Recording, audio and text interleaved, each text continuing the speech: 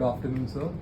Firstly, I would like to thank you on behalf of all the North Pointers for traveling from Delhi and spending your valuable time and knowledge with us. We absolutely enjoyed your session, especially when you explained how shoppers and consumers and buyers are very different from each other. So there are a bunch of questions which I would like to ask. So shall I proceed with it? Sure. So you've had a diverse professional career of over 19 years in not just market research, but also in business development and data management. What motivated you to pursue your career as a market researcher? Okay, thank you for having me here. And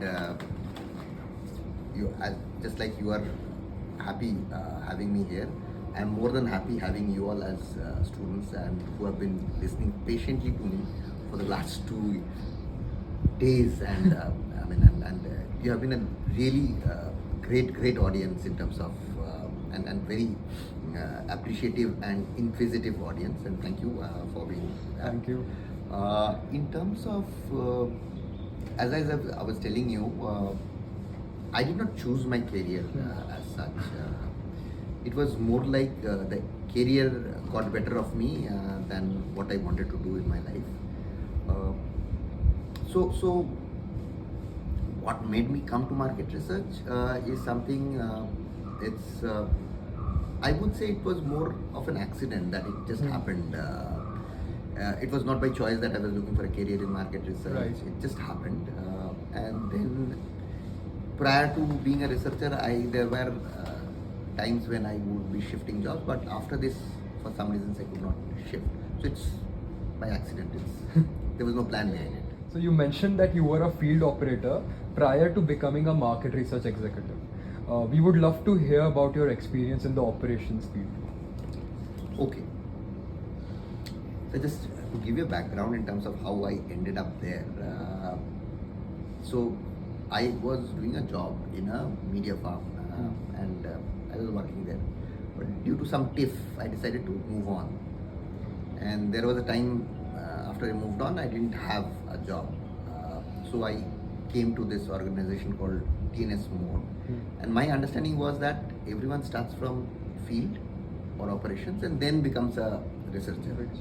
So I was not, that was not right on my part, but that's what it was, that I did not know that for a researcher, it's a separate thing altogether.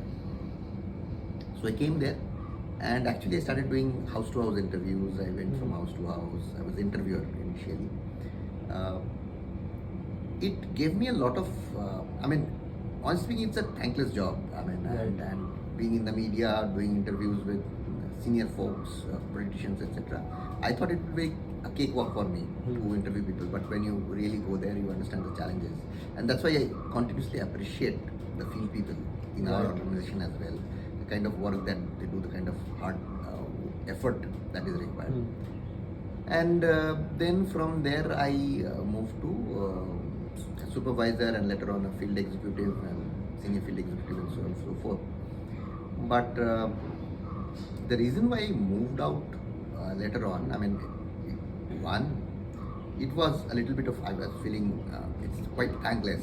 It was not giving me that kick in terms of, there was very little appreciation in terms of what we used to do. And then obviously there was the aspect of the money. So I could not visualize myself as to what I would become after say 10 years when I was a field executive. So there was a huge difference because some of my friends were already researchers and or in allied media and everything. So they were earning more than me. So somewhere that money aspect also came into picture. Okay. Could you discuss how you're incorporating insights from neuroscience into shopper study and how these disciplines are helping to uncover new insights into consumer decision making? Okay. See, neuroscience is very powerful, and it's a very powerful tool, and Nielsen has been utilizing it. In between, it was discontinued. It's not discontinued. It was not available for some time, but now it's there.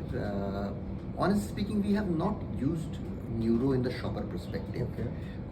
While it would be great if we can use it to decipher what's going on in the mind of the shopper when he or she is shopping, but we have not used it, and I'm not sure globally also if people have explored how it can be used.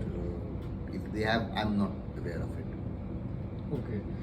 Since you've been teaching students of North Point virtually, and this is your first time as a visiting faculty at North Point, could you kindly tell us how do you feel about the experience of being on campus?